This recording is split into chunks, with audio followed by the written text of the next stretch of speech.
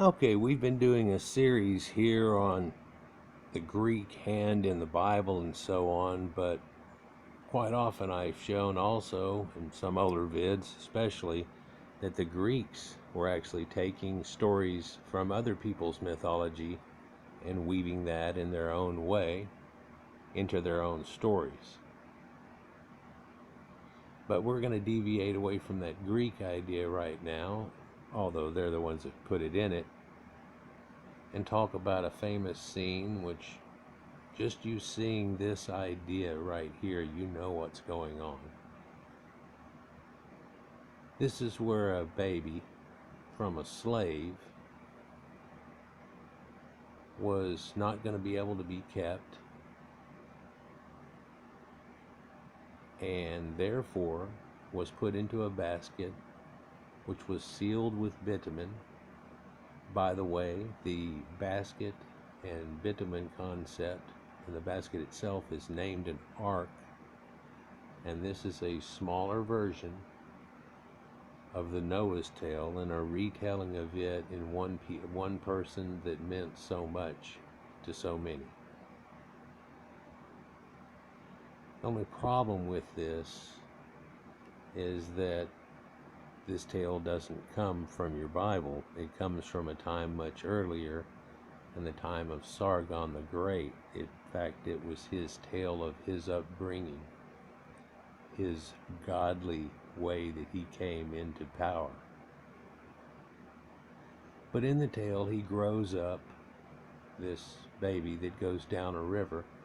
Only in this tale, he goes down the Euphrates River, showing you that he had a northern origin, but he gets picked up and raised like a dodo bird or whatever by these other people down below that.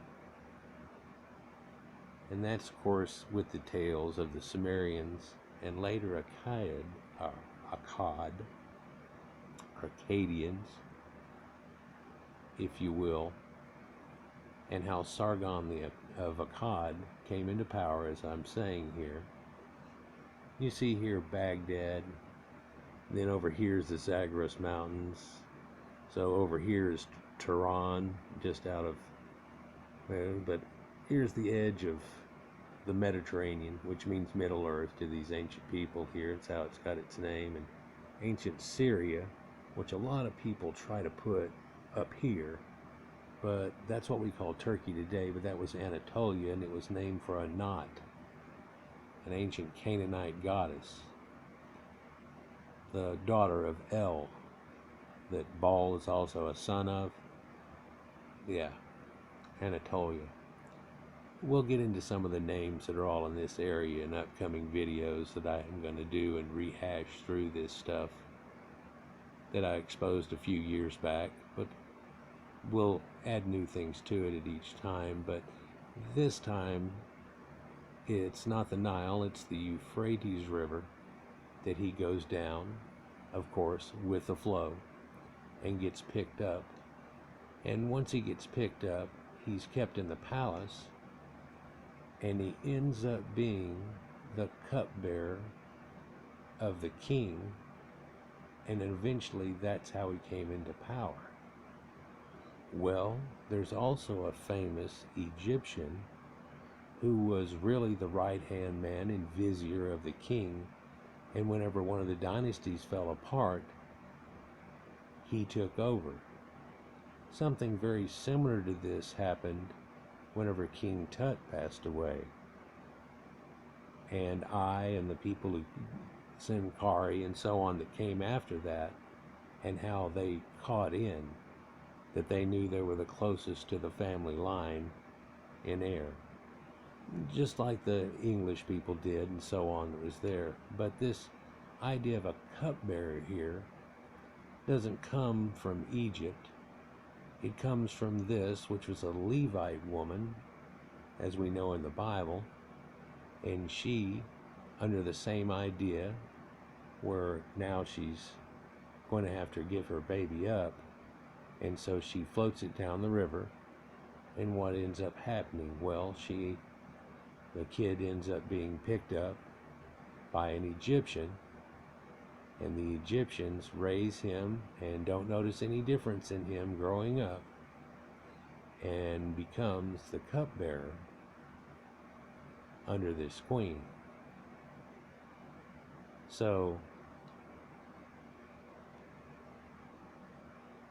I think this is one of the clearest cut cases that people could see that there was plagiarism, almost, if you would say it straight out.